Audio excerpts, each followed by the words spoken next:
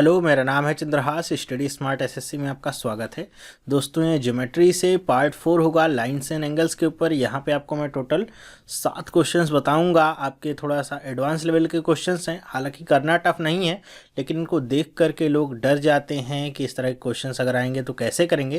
तो वो थोड़ा सा डर बस ख़त्म करना है, और इसके बाद आप लाइन्स एंड एंगल्स से रिलेटेड कोई भी प्रॉब्लम्स होगा आप बहुत ही ईजिली कर पाएंगे, कोई भी दिक्कत की बात नहीं होगी। तो चलिए स्टार्ट करते हैं सीधे क्वेश्चन से। अब मैंने यहाँ पे क्वेश्चंस यहाँ पे लिख दिए हैं, अपनी राइटिंग में ही लिखा है, तो मेरे ख्याल से समझ में आ रहा होगा। देखिए यहाँ पे इन्फॉर्मेशन क्या दी गई है कि R S parallel P Q, ये नीचे वाली लाइन क्या है आपकी आर एस है और ये पी क्यू क्या है, ये इन्फॉर्मेशन दिए गए है कि ये दोनों पैरेलल हैं। ठीक है, ये दो खड़ी लाइन का मतलब क्या होता है, पैरेलल, या हिंदी में कहें तो समांतर। फिर पूछा क्या गया है, angle between lines P Q and L M, कि एल एम ये वाली जो आपको यहाँ पे लाइन दिख रही, इसके और पी क्यू के बीच का एंगल क्या है ये आपको बताना है। मतलब हमको ये नहीं पता है कि पी क्यू और एल एम आपस में पैरेलल है कि नहीं। अगर यहाँ पे पी क्यू और एल एम भी पैरेलल हो जाएंगे तो इनके बीच में 180 डिग्री का एंगल बनेगा। ठीक है, अगर नहीं पैरेलल होंगे तो कोई ना कोई और एंगल बनेगा। तो हम यहाँ पे निकाल के देखेंगे। ऑप्शंस मैंने हटा दिए हैं, ऑप्शंस नहीं दिए हुए हैं, ताकि आप ऑप्शंस को छोड़ करके भी थोड़ा सा कॉन्फिडेंस गेन करें कि आप क्वेश्चंस को कर पाएंगे कि नहीं। तो एक काम ये भी कर सकते हैं आप कि जैसे मैंने यहाँ पे क्वेश्चन आपको दिखाए हैं, आप वीडियो को पॉज कर सकते हैं, खुद से सॉल्व कर लीजिए, उसके बाद फिर से वीडियो को प्ले करिए, उसके बाद देखिए कि क्या आपका आंसर सही है कि नहीं। ओके, तो ऐसा भी काम आप कर सकते हैं खुद को टेस्ट करने के लिए, वरना आप देखते जाइए, मैं बताता चलता हूँ। तो यहाँ पे हमको ये पता है क्या कि पी क्यू और आर एस आपस में पैरेलल हैं, मतलब P Q parallel R S, ये हमको पता है। ठीक है, ये वाली लाइन और ये वाली लाइन पैरेलल है। अब हम ये देखें, अगर आर एस और एल एम वाली लाइन को देखें तो हमको क्या पता है कि ये जो आर एल वाली जो तिर्यक रेखा है, ये क्या है, एल एम और आर एस को काटते हुए जा रही है। तो अगर इसके एक तरफ के कोणों का जो 180 होगा तो ये दोनों भी आपस में पैरेलल होंगे। हमने देखा था ना कि अगर ऐसे आपकी दो पैरेलल लाइन्स हैं, एक लाइन ऐसे काटती हुई जाती है तो इस एंगल और इस एंगल का योग कितना होता था, 180 डिग्री। तो यहाँ पे आप देखिए, यहाँ पे ये एंगल आपको कितना पता है, 155 डिग्री, 155 डिग्री, और यहाँ पे ये वाला एंगल कितना पता है, 25 डिग्री। तो इन दोनों को हम जोड़ते हैं, कितना आएगा, 5 5 10, 5 2 7 1 8 और एक 180 डिग्री। तो 180 डिग्री यहाँ पे एंगल मिलता है आर एस और एल एम के बीच में, और ये ऐसा तभी मिलेगा जब ये पैरेलल लाइंस होंगी, तभी ये आपका योग 180 डिग्री होता है। इसका मतलब क्या होता है कि यहाँ पे आर एस और एल एम आपस में क्या है, पैरेलल है, और यहाँ पे हमको क्या पता है कि पी क्यू और आर एस आपस में पैरेलल है। तो अगर मैं दो इक्वेशंस ऐसे आपको बनाऊं और ये आपको समझ में आ जाएगा क्या कि पी क्यू और एल एम भी आपस में क्या होंगे, पैरेलल होंगे। मतलब पी क्यू आर एस के पैरेलल है और आर एस एल एम के पैरेलल है। इसका मतलब क्या है, पी क्यू और एल एम भी आपस में क्या होंगे, पैरेलल होंगे। बहुत सारे लोग इसमें कंफ्यूज हो जाते हैं इस क्वेश्चन को करने में, क्योंकि बहुत ही साफ तरीके से नहीं पूछा गया है कि यहाँ पे क्या है।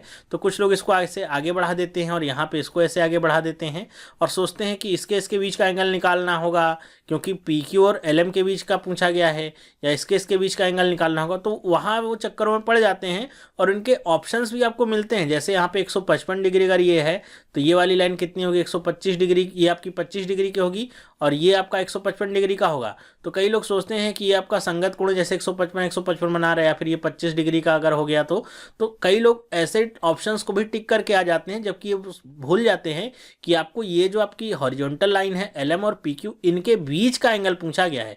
ये इनके बीच का क्या एंगल है, देखिए अगर ये दोनों पैरेलल हैं तो सीधी लाइन जाएगी, मतलब 180 डिग्री का एंगल बनेगा। तो हमने दिखा दिया पी क्यू और एल एम क्या है, पैरेलल हैं, इसका मतलब इनके बीच कितने का एंगल होगा, 180 डिग्री का होगा। तो आपको 180 खोजना है और उस पर टिक करना है। मेरे ख्याल से आपको क्वेश्चन समझ में भी आया होगा और कैसे करेंगे ये भी पता चला होगा। नेक्स्ट बात करते हैं। फिर यहाँ पे देखिए इन्फॉर्मेशन क्या दी गई है कि ए बी और सी डी आपस में पैरेलल है। ये कहाँ गया ए बी, ये आपका ए बी है और ये सी डी, कह रहे हैं कि आपस में पैरेलल हैं। कह रहे हैं कि इफ़ कोण डी सी ई या एंगल डी सी ई बराबर में एक्स है, ये वाला एंगल कितना है एक्स, और ये आपका क्या ए बी ई या ई बी ए जो भी कहिए क्या है वाई है। तो आपसे पूछा क्या गया है, एंगल सी ई बी, मतलब अच्छा ये वाला एंगल आपको निकालना है कि कितना होगा। तो इस क्वेश्चन को कैसे करेंगे, देखिए कैसे करते हैं इसको। अब यहाँ पे मैं एक लाइन खींचता हूँ ए बी के पैरेलल में जो कि ई से होती हुई जाएगी, ये आपका कंस्ट्रक्शन का पार्ट है, मतलब ये आपको खुद से करना होगा। यहाँ पे टच है, समझ लीजिए ये ई से जाती हुई लाइन है और इसको आप कुछ भी नाम दे सकते हैं, पी दे दीजिए, क्यू दे दीजिए, अपने मन से कुछ भी नाम दे दीजिए। तो अब ये लाइन खींचने का तात्पर्य क्या हुआ कि हमको ये पता चल गया कि हमने खुद से बनाया है, तो हमने ये बता दिया है कि ए बी और पी क्यू आपस में पैरेलल है। तो अगर ए बी और बी क्यू पैरेलल होंगे, ये वाला एंगल आपका कितना है, वाई डिग्री है, तो हमको ये पता है कि ये वाला एंगल कितना होगा, एक तरफ के कोणों का योग कितना होता है 180 डिग्री, तो ये वाला एंगल कितना होगा 180 माइनस में वाई डिग्री। ठीक है, क्योंकि y की वैल्यू पता नहीं है, लेकिन 180 में से घटा देंगे y को तो ये एंगल मिल जाएगा, इतना तो पता ही है। ठीक है, ठीक इसी तरह अगर हमने ए बी के पैरेलल पी क्यू को खींचा है और ए बी पहले से ही सी डी के पैरेलल है, तो पी क्यू भी आपका क्या होगा, सी डी के पैरेलल ही होगा, जाहिर सी बात है। तो यहाँ पे आपका कोण x है, तो इधर वाला जो कोण होगा वो कितना होगा, सेम वही कहानी है कि अगर दो पैरेलल लाइंस को एक तिर्यक रेखा काटती है तो एक तरफ के कोणों का योग 180 होता है, तो ये अगर x है तो ये कितना हो जाएगा 180 माइनस में x। इतनी बात पता चली। चलिए अब यहाँ पे आपको पता क्या है कि ये आपकी स्ट्रेट लाइन है, पूरी सीधी लाइन है, और स्ट्रेट लाइन का पूरा जो एंगल बनता है वो कितने का बनता है, अगर इस पूरे एंगल की मैं बात करूँ तो ये आपका पूरा 180 डिग्री का बनेगा। ठीक है, तो अगर 180 डिग्री में से इतना एंगल और इतना एंगल मैं घटा दूं तो केवल ये बीच वाला एंगल बच रहा है कि नहीं। मतलब यहाँ पे अगर मैं इसको लिख करके दिखाऊं आपको, तो angle B E P plus में angle C E B plus में एंगल सी ई क्यू बराबर में 180 डिग्री। इतनी बात तो आपको समझ में आ रही है। तीन एंगल बने हैं, ये वाला, एक बीच जो पूछा गया और एक ये वाला, इन तीनों को मिलाकर के 180 डिग्री बना है। बी ई पी की वैल्यू क्या है, तो आप रख दीजिए कितनी है 180 माइनस में वाई, प्लस में सी ई बी की वैल्यू तो पूछी गई है तो इसको ऐसे ही रहने दीजिए। सी ई क्यू की वैल्यू क्या है, तो ये आपकी कितनी है 180 माइनस में एक्स बराबर में कितना आ गया 180। चलिए अब सी ई बी की वैल्यू कैसे निकालेंगे, 180 में से एक 180 तो आपका यहाँ से कैंसिल आउट हो जाता है और आपका एक ही 180 बचता है। तो दूसरी तरफ हम पक्षांतर अगर कर लें तो इसको क्या बनेगा, सी ई बी, और ये 180 उधर जाएगा दूसरी तरफ जाएगा अगर, तो ये कितना हो जाएगा आपका माइनस में 180, और ये x और y आपके क्या हो जाएंगे, प्लस में हो जाएंगे, प्लस में x एंड y। ठीक है, x एंड y, या दूसरे शब्दों में कहें तो x प्लस वाई माइनस में 180, यही आपकी क्या वैल्यू होगी सी ई बी की।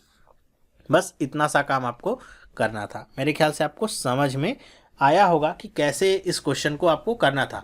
तो यहाँ पे आपको ऑप्शन में लिखा क्या आ सकता है, ऑप्शन आपके कई तरीके से लिखे आ सकते हैं। जैसे एक तो यही आ जाएगा x प्लस वाई माइनस में 180, या फिर y प्लस एक्स माइनस में 180, या फिर x प्लस वाई माइनस में पाई, ये ऑप्शन भी आपको लिखा हुआ मिल सकता है। पाई का मतलब क्या होता है 180 डिग्री। तो ऑप्शन को बस देखना होगा आपको कि क्या ऑप्शन आपको मिल रहा है, लिखा हुआ है, आंसर तो हमारा यही होगा। तो मेरे ख्याल से आपको समझ में आया होगा कि ऐसे क्वेश्चन अगर आते हैं तो आपको कैसे इनको हैंडल करना है। ओके, चलिए तीसरा क्वेश्चन देखते हैं। अब ये तीसरा क्वेश्चन आपके सामने दिख रहा है लाइन्स एंड एंगल्स का। आपसे क्या बताया गया है कि ए बी और सी डी आपस में पैरेलल है, मतलब ये ऊपर वाली और नीचे वाली लाइन आपस में क्या है, पैरेलल है, समांतर है। ओके, और आपसे पूछा क्या गया है कि बताइए एंगल्स ई सी डी कहाँ गया, अच्छा ये वाला जो एंगल है इसकी वैल्यू क्या होगी। मान लीजिए मैं x डिग्री देता हूँ तो x की वैल्यू आपको निकालनी है। तो कैसे निकालेंगे इसको, देखिएगा यहाँ पे कई सारे तरीके मेरे ख्याल से हो सकते हैं, आप भी बहुत सारे तरीके डिस्कवर कर सकते हैं। चलिए मैं तो यहाँ पे बेसिक जो मेरा तरीका मुझे पता है, दो पैरेलल लाइंस और एक तिर्यक रेखा का, वही लगाता हूँ सबसे पहले। ठीक है, देखिएगा कैसे कर रहा हूँ मैं यहाँ पे कि अगर ये आपका पता है कि ए बी और सी डी आपकी पैरेलल है, तो मैं यहाँ एफ से एक लाइन खींच देता हूँ जो इन दोनों लाइंस के भी पैरेलल होगी। इसको नाम क्या दे दो, वही अपना पी क्यू नाम दे देता हूँ। ठीक है, तो ये जो पी क्यू लाइन है ये भी आपकी क्या है, ए बी और सी डी के पैरेलल है। अब ये पता है कि ये पूरा कोण मिला के कितना है, कोण एफ कितना है 144 डिग्री। तो अगर ये वाली लाइन आपकी जाती है ए बी और ये आपकी क्या है पी क्यू, ये पैरेलल है और एक तिर्यक रेखा इनको ए एफ काट रही है, तो हमको क्या पता है कि एक तरफ के कोणों का योग कितना होता है 180 डिग्री। तो ये अगर 98 हो गया तो केवल इतना कोण, ये वाला कोण, अगर मैं बात करूं शब्दों में लिखने की लिख दूं तो समझ में आएगा, ए एफ क्यू की मैं बात कर रहा हूं। ए एफ क्यू कितना होगा, तो 180 माइनस में 98 डिग्री, इतना ही तो आएगा। तो आप घटा लीजिए, 10 में से 8 गया 2 और 17 में से 9 गए, कितना आएगा 8, 82 डिग्री आ गया। मतलब 144 को हम तोड़ रहे हैं, इस बात को समझने की कोशिश करिए। कितना आ गया 82 डिग्री। तो बाकी का कितना होगा, मतलब नीचे वाला कोण कितना होगा, या दूसरे शब्दों में अगर मैं कहूँ तो QFC, ठीक है, QFC मतलब ये वाला जो एंगल होगा ये कितना होगा, तो 144 में से 82 को घटा दीजिए। तो 144 में अगर 82 को घटाइए तो कितना मिलेगा, 4 में से 2 जाएगा 2 और यहाँ पे 14 में से 8 चला गया, कितना बचेगा 6। तो कितना आ गया 62 डिग्री आ गया। अब मुझे निकालनी है x की वैल्यू। अगर मैं इस लाइन को थोड़ा सा आगे एक्सटेंड करूं तो आपको शायद ये तिर्यक रेखा काटती हुई दिखेगी। अब बताइए ये इतना एंगल कितना है, 62 डिग्री है, ठीक है, इतना एंगल कितना आ गया 62 डिग्री। तो ये वाला एंगल कितना होगा, ये भी 62 डिग्री होगा कि नहीं, क्यों, अल्टरनेट इंटीरियर एंगल्स हैं। मतलब क्या कि QFC बराबर में, यहाँ पे अगर एंगल की बात करूँ तो आपके एंगल क्या बन जाएंगे, इसको मैं नाम देता हूँ H नाम दे देता हूँ। तो ये आपका एंगल क्या होगा, कोण FCH, ये दोनों आपस में बराबर होंगे। क्यों, ये आपके क्या है, अल्टरनेट इंटीरियर एंगल्स हैं। और इसकी वैल्यू कितनी है, QFC की वैल्यू कितनी है 62 डिग्री, तो इसकी भी कितनी हो जाएगी 62। तो ये भी पता चलेगा कितना हो गया 62। अब ये 62 पता चल गया तो x की वैल्यू भी कितनी होगी 62 ही होगी, 62। क्यों, वर्टिकली अपोजिट एंगल्स हैं, तो ये भी कितना गया 62 आ गया। देखिए कितना आसान हो गया हमको निकालना। मैंने और कुछ भी यहाँ पे लगाया नहीं है। हालांकि इसको करने के और सारे तरीके हो सकते हैं, जैसे एक तरीका इसका और भी हो सकता है, वो भी देख लीजिए। क्या कि अगर इस लाइन को मैं पूरा ऐसे आगे बढ़ा दूं और इस वाली लाइन को जो यहाँ से काट रही है इसको भी मैं ऐसे पूरा आगे बढ़ा दूं, तो अब देखिए आपका ट्रायंगल सा बन गया कि नहीं बन गया, जी हाँ बन गया है। तो हमको ये पता है ये 98 डिग्री है, तो ये आपका 98 डिग्री है, तो ये भी कितना हो जाएगा 98 डिग्री हो जाएगा। तो ये 98 डिग्री होगा, टोटल तो 180 होता है, तो अंदर वाला कोण कितने का हो जाएगा 82 डिग्री का हो जाएगा। ये कोण एक पता चल गया कि ये कितना का है 82 डिग्री का है, ठीक है। ठीक इसी तरह अगर मैं 144 की यहाँ पे बात करूँ, ये आपका कितना आ जाता है, ये जो आपका पूरा कोण बनता है इतना, तो ये तो 180 का होगा, उसमें 144 आपको पता है कि इतना है, तो बाकी का बचा कोण कितना होगा, तो 180 में से 144 को घटा दीजिए तो कितना आ जाएगा आपका 36 आ जाएगा। 82 36 और ये आपका ये वाला एंगल अभी पता नहीं है मान लीजिए, तो तीनों त्रिभुज के तीनों कोणों का योग कितना होता है 180 डिग्री। तो 82 और 36 को प्लस करिए, कितना आ जाएगा 6 2 8 8 और 3 11, 118 और 180 में से 118 घटाइए आपको 62 मिलेगा।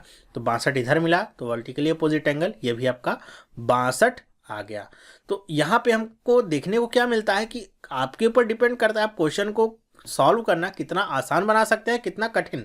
अब देखिए इसमें बहुत सारे आपको एंगल्स यहाँ पे जोड़ने पड़े और काफ़ी चीज़ें यहाँ पे याद भी रखनी पड़ रही हैं। थोड़ा सा भी आपने मिस्टेक किया तो गलती हो सकती है, लेकिन जैसा मैंने आपको पहला तरीका बताया केवल 2 स्टेप में हमारा हो गया कि हमने 82 निकाल लिया, दूसरा 62 निकाल लिया, वो 62 और ये आपका तुरंत 3 लाइन में आपका सॉल्व हो गया। देखिए कितना मैंने यहाँ पे लिखा हुआ है, खुद ही देख लीजिए कितने आसानी से मैंने इसको सॉल्व कर दिया केवल 3 लाइन में।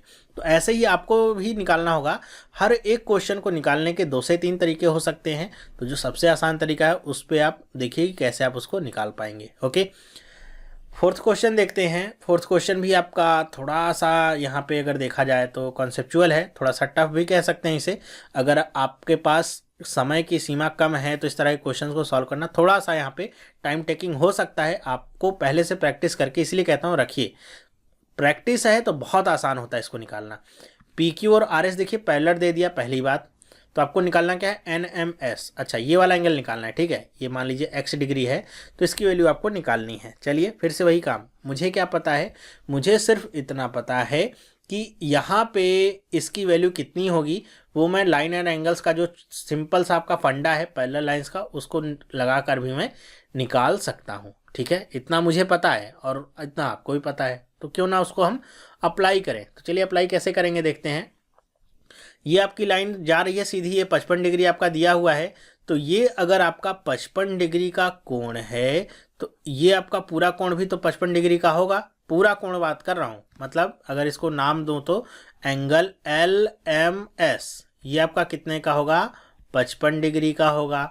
और LMS आपका 2 एंगल से मिलके बना है, कौन कौन से एंगल हैं LM और N, तो ये लिख लीजिए LM और N, प्लस में एंगल एन एम और एस इसको मिला करके 55 डिग्री बना हुआ है। मतलब अगर एल एम एन की वैल्यू आप निकाल लीजिए और उसको 55 में से घटा दीजिए तो इसकी वैल्यू आपको मिल जाएगी। सिंपल सा फंडा है। ओके, तो इसकी वैल्यू, अंदर वाले की वैल्यू कैसे हम निकाल सकते हैं? ये जो आधा कोण यहाँ पे, आधा क्या अभी पता नहीं कितने का है, मतलब रिमेनिंग जो पार्ट है कह सकते हैं, उसकी वैल्यू कैसे निकाल सकते हैं? तो देखिए, एक वैल्यू आपको 67 दी गई है। अब ट्रायंगल बन रहा है आपका, ट्रायंगल कौन सा बन रहा है? Triangle L M N. तो इस ट्रायंगल में हमको एक पता है 67 डिग्री है, और एक यहाँ से पता चल सकता है। कैसे? आप देखिए, पूरे कोणों का योग, 3 कोण बने हैं तो तीनों का योग 180 होगा। तो 2 कोण आपको पता है 55 और 47, तो एक आपका क्या होगा? तो उसको आप 180 में से घटा लीजिए।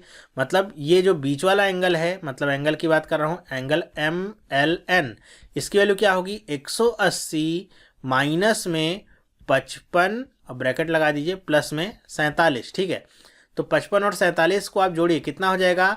तो देखिए, 5 4 90 और 7 और 5 12, 12 में 90 जोड़िए, कितना आ जाएगा? 102 आ गया। अब अगर मैं घटा लूँ इसमें से तो कितना मिलेगा? 78 डिग्री मिल गया। तो इसकी वैल्यू पता चल गई कितनी है? 78 डिग्री। 67 और 78 को जोड़िए और 180 में से घटा दीजिए तो ये वाला एंगल पता चल जाएगा। बस सिंपल से आपको जोड़ घटाने करने हैं। तो 78 डिग्री और 70 डिग्री इनको जोड़िए, 8 7 15, 7 6 13 1 14, कितना मिला? 145। अब 145 में से 100, अगर इसको 180 में से घटाएंगे तो कितना मिल जाएगा? 35 डिग्री। तो ये मिल गया मुझे 35 डिग्री। टोटल इसकी वैल्यू मुझे कितनी पता है कि 55 डिग्री है, और एल एम एन की वैल्यू कितनी मिल गई? 35 डिग्री। तो एंगल एन एम एस की वैल्यू कितनी होगी? तो 55 डिग्री माइनस में 35 डिग्री, कितना आ गया? 20। यहाँ पे x की वैल्यू कितनी आ गई? ये आ गया 20 डिग्री। बस आसानी से सॉल्व हो गया। तो आपके ऊपर डिपेंड करेगा कि आप कैसे इसको सॉल्व कर रहे हैं। बस आपने अगर सही किया है फिर कोई दिक्कत की बात नहीं है। अब ये तो इसको करने का एक तरीका हुआ, इसको आप और भी तरीके से कर सकते हैं। जैसे आपको अगर हिंट देना चाहूँ, आप खुद से इसको पूरा करके देख लीजिएगा। एक हिंट ऐसे देता हूँ कि इसको मैं हटा दूँ। हाँ, अब ये आपका जैसे है, तो अगर इस लाइन को मैं आगे ऐसे बढ़ा लेता हूँ, ठीक है, ये 55 डिग्री है, तो अंदर वाला एंगल मुझे कितना मिल जाएगा? 55 डिग्री। इतना तो आपको समझ में आ रहा होगा कि ये 55 डिग्री मिल जाएगा। और ये अगर आपका कितना है? 47 डिग्री है, तो ये वाला भी मुझे कितना मिल जाएगा? 47 डिग्री मिल जाएगा। ठीक है, तो ये मुझे 47 डिग्री मिला। ये आपका कितना है? 67 डिग्री है। तो 67 डिग्री है, तो ये मुझे पता चल जाएगा, 180 में से घटा लूँगा। अब मुझे केवल अंदर वाला एंगल चाहिए, इसकी वैल्यू चाहिए।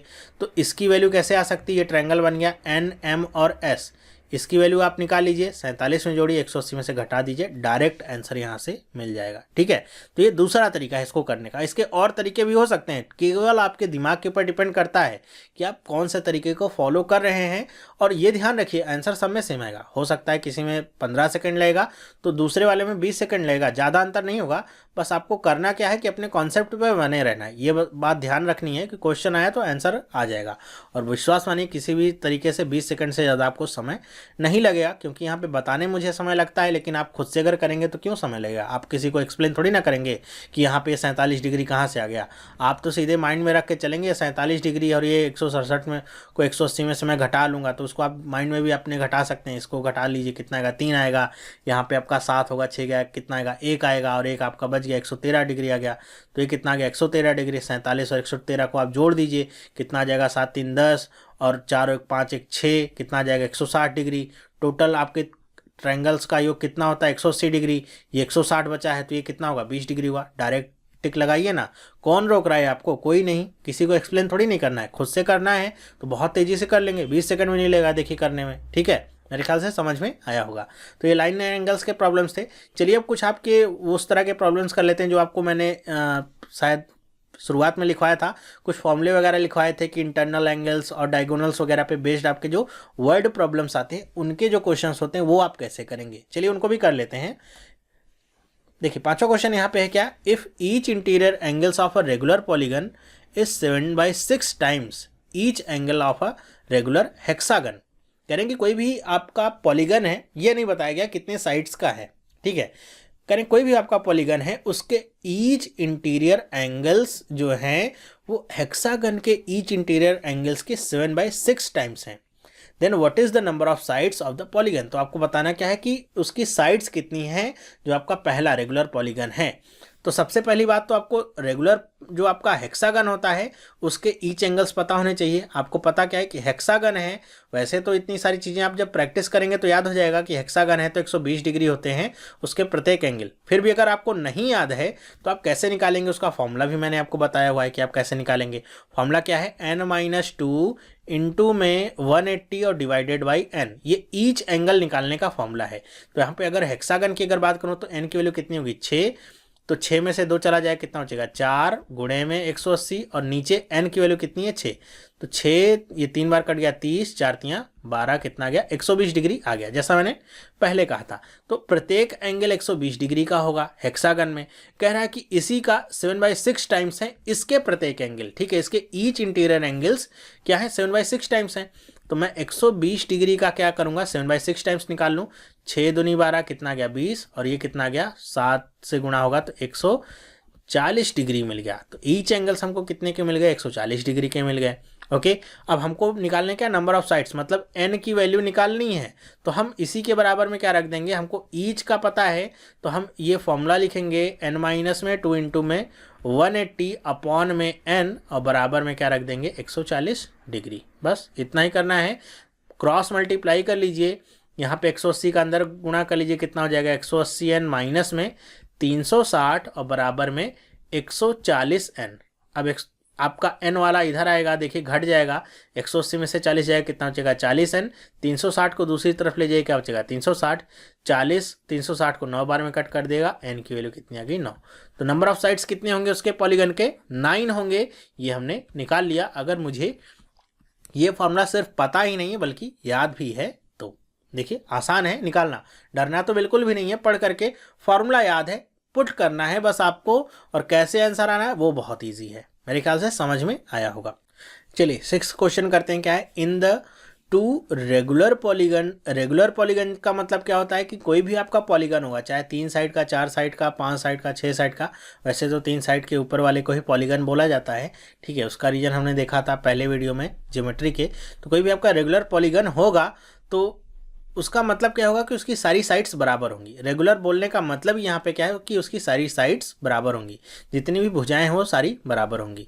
तो 2 regular polygons number of sides are in the ratio 5:4, क्योंकि 2 पॉलीगन हैं जिनकी आपस में उनकी साइड्स का रेशियो कितना है 5:4। If the difference between their internal angles, कि उनके इंटरनल एंगल्स के बीच का जो डिफरेंस है वो कह रहे हैं कि 6 डिग्री है, then number of sides in the polygon, की पॉलीगन की साइड्स कितने आपके नंबर में हैं या कितने नंबर ऑफ साइड्स हैं दोनों पॉलीगन में, ये आपको निकालना है। तो ये आपका क्वेश्चन कुछ इसी तरीके से है जैसे हम बचपन में पढ़ते थे, राम और श्याम की आयु का अनुपात 3:5 है। तो हम मान लेते थे कि माना राम की आयु 5x है, श्याम की आयु 3x है, और इस तरीके से करते थे। तो यहाँ भी वही करेंगे कि हम पहले वाले के लिए मान लेते हैं जो पहला पॉलीगन है उसकी साइड कितनी है 5x है, और दूसरे की जो साइड है वो कितनी है 4x है, ठीक है। तो यहाँ पे n की वैल्यू हमको पता चल गई दोनों पॉलीगन्स के लिए। और दोनों के इंटरनल एंगल्स कैसे हम निकालते हैं, हमने अभी फॉर्मूला देखा है पिछले पार्ट में कि n-2 गुणे में 180 और बटे में n। यहाँ पे n की वैल्यू आप 5 रखेंगे और दूसरे वाले के लिए 4, और इन दोनों के बीच का जो डिफरेंस आएगा वो कितना होगा 6 डिग्री का होगा। तो बस आपको रख लीजिए यहाँ पे 5x माइनस में 2 और गुणे में कितना आ गया 180 और बटे में कितना आ गया 5x, माइनस में 4x माइनस में 2 गुणे में 180 और बटे में 4x, और इनका डिफरेंस कितना आ गया 6 डिग्री का, ठीक है। अब यहाँ पे अगर आप देखिए, मैं यहाँ पे एलसीएम लूँ उससे पहले यहाँ पे देखिए 180 दोनों तरफ है, तो 180 मैं कॉमन ले सकता हूँ कि नहीं, तो जी हाँ ले सकता हूँ। उसके बाद मैं यहाँ पे एलसीएम लेता हूँ तो 5x और 4x का एलसीएम कितना आ जाएगा 20x, 5x और ये यहाँ पे 20x को कितनी बार में काट देगा 4 बार में काटेगा, तो 4 का 5 और 2 में गुणा होगा तो कितना हो जाएगा 20x माइनस में 8।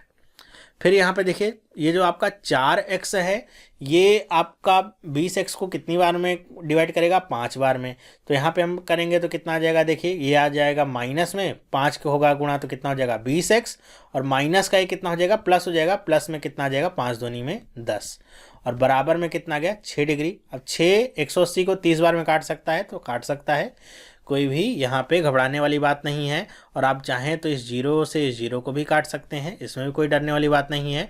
20x और ये प्लस में और माइनस में कट गया, कोई टेंशन की बात नहीं। ऊपर 10 और यहाँ पे -8 है तो कितना बचेगा, 2 बचेगा, और वो 2 ऊपर से आपका कट जाएगा। ठीक है, ऊपर भी कितना बचेगा, ऊपर 2 बचा, बटे में 2x, और यहाँ पे कितना है आपका, ये 3 है, और ये बराबर में इधर तो 1 ही बचा है, तो 2 से 2 कट गया, तो x की वैल्यू कितनी आ गई, तो x की वैल्यू आ गई 3। ये बस हमको पता करना था।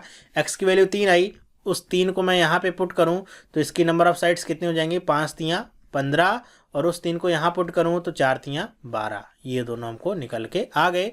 तो जहाँ भी आपको 12,15 या 15,12 दिखे उसको टिक मारिए और आगे बढ़िए। ओके, एक और क्वेश्चन देखते हैं इस पे क्या है। If one internal angles of regular polygon, फिर बोला गया is 135, then the number of diagonals in the polygon is. अब आपको यहाँ पे नंबर ऑफ डायगोनल्स बताने हैं कितने होंगे, कि अगर एक एंगल उसका 135 डिग्री का है तो डायगोनल्स का भी मैंने आपको फॉर्मूला बताया था कि डायगोनल्स को हम कैसे निकालते हैं, उसका क्या फॉर्मूला था। तो वो सारे फॉर्मूला जो मैंने आपको बता रखे हैं पहले जो पार्ट में, बेसिक सा जो वीडियो बनाया वो सबसे ज़्यादा इंपॉर्टेंट है। ठीक है, उसको आप तो एकदम पढ़ के रखिए, एकदम याद होने चाहिए सारी चीज़ें, कोई भी कन्फ्यूज़न नहीं होना चाहिए, ना तो ईच एंगल और आपके डायगोनल्स में कोई भी कन्फ्यूज़न नहीं होना चाहिए क्या इनके बीच के फॉर्मूला में डिफरेंस है। ठीक है, तो उनको आप एकदम रट मारिए कि आपके फॉर्मूलाज क्या हैं। अब यहाँ पे अगर हम देखते हैं कि रेगुलर आपका अगर पॉलीगन होता है तो उसके डायगोनल्स हम कैसे निकालते हैं, क्या फॉर्मूला होता है, देखिए डायगोनल्स के लिए फॉर्मूला होता है n माइनस में 3 और बटे में 2, जहाँ पे n की वैल्यू कितनी है, n का मतलब है कितने नंबर ऑफ साइड्स हैं, लेकिन यहाँ पे तो हमको एंगल दिया गया है ईच एंगल। तो सबसे पहले हमको नंबर ऑफ साइड्स निकालने होंगे। तो नंबर ऑफ साइड्स कैसे निकालेंगे, हमको एक एंगल जब दिया रहता है, ईच एंगल का जब हमको निकालना होता है तो उसका फॉर्मूला क्या होता है, n माइनस में 2 गुणे में 180 और बटे में n बराबर में कितना, 135। ये हमने लिखा, क्रॉस मल्टीप्लाई किया, कितना हो गया 180n, माइनस में अगर इन दोनों का गुणा कर लेंगे तो कितना हो जाएगा, माइनस में 360, और बटे में कितना आ गया, ये आपका जो नीचे था ये चला गया इधर, तो 135n। अब 180 में से 135 को आप घटा लीजिए, कितना बचेगा आपके पास, 45n, बराबर में कितना गया, 360। तो n की वैल्यू कितनी आ गई, 45 से 8 बार में काट देता है, हम सबको पता है, तो n की वैल्यू कितनी आ गई, 8। n की वैल्यू 8 आई, अब आपको इस फॉर्मूले में इसको पुट करना है। तो n की वैल्यू को यहाँ पे पुट करिए, कितना आ जाएगा, 8 माइनस में 3 और बटे में 2। तो यहाँ पे देखिए 2 4 बार में कट जाएगा, 8 में से 3 चला जाएगा, कितना बचेगा, 5 और गुणे 4 कितना आ गया, 20। तो नंबर ऑफ जो डायगोनल्स मिले कितने मिले, 20। तो जहाँ भी आपको ऑप्शन मिले 20 का उसको टिक करिए और आगे बढ़िए। यहाँ पे देखिए बहुत अच्छा क्वेश्चन था, इसमें दोनों फार्मूला का यूज़ हुआ है हमारा, और कितने अच्छे से यहाँ पे हमने एक्सप्लेन भी इसको कर दिया है कि कैसे हमको निकालना है। एकदम कहीं भी अटकना और फंसने वाली बात नहीं है, बस फार्मूला आपको याद रहेगा तो ही कर पाएंगे, वरना फिर तो बहुत दिक्कत होने वाली है। फिर आप इसको सॉल्व कर भी नहीं सकते, और करेंगे भी तो बहुत ज़्यादा टाइम इसका आप लगाएंगे। अब देखिए ये जो आपका जो क्वेश्चन यहाँ पे लिखा हुआ है, इस तरह के आपके बहुत सारे क्वेश्चंस बनेंगे अलग अलग फॉर्मेट पे, अलग अलग घुमा फिरा के। वही है कि कान पकड़ना है, कोई सीधे से पकड़ेगा कोई उल्टे से पकड़ेगा, लेकिन आपको पता है कि कान कहाँ पे है, फिर आप पकड़ लेंगे। तो ये आपके कान हैं दोनों, तो इनको आप पकड़ के रखिए, फिर आपसे कुछ भी पूछा जाएगा तो आप जो वर्ड प्रॉब्लम्स हैं उनको आप आसानी से कर पाएंगे। मेरे ख्याल से आपको मेरी बातें समझ में आई होंगी। तो इस वीडियो में बस इतना ही। आपको ये वीडियो कैसा लगा मुझे आप कमेंट करके बताइएगा कि वीडियो आपको पसंद आया कि नहीं आया। वीडियो अगर पसंद आए तो इसे लाइक ज़रूर करिए और अपने दोस्तों के साथ भी शेयर करिए। देखिए आप डाउनलोड करके वीडियो देखते हैं तो भी आप एक बार कम से कम लाइक कर दिया करिए, जिससे मुझे पता चल सके कितने लोगों तक मेरी वीडियोस पहुंच रही हैं। तो ये वीडियो देखने के लिए आपका बहुत बहुत धन्यवाद। अब हम मिलेंगे नेक्स्ट पार्ट में, और नेक्स्ट पार्ट में हम ट्रायंगल से शुरुआत करेंगे, ट्रायंगल्स की प्रॉपर्टीज़ को जानने का, और प्रयास करेंगे क्या क्या प्रॉपर्टीज़ होती हैं और उस पर आपके कैसे कैसे क्वेश्चंस पूछे जाते हैं। तो आपने चैनल को अगर सब्सक्राइब नहीं किया है तो आज इस चैनल को सब्सक्राइब कर लीजिए, जिससे आपको आगे आने वाले एग्जाम्स जो हैं जैसे एसएससी या रेलवे, इस तरह के जो भी एग्जाम्स होते हैं जिसमें एडवांस मैथमेटिक्स पूछी जाती है, कैट वगैरह में भी, तो उसमें आपको बहुत हेल्प मिलने वाली है जैसे जैसे मैं वीडियोज़ को अपलोड करूँगा वैसे। तो अब हम मिलेंगे नेक्स्ट पार्ट में, तब तक के लिए have a nice day and bye.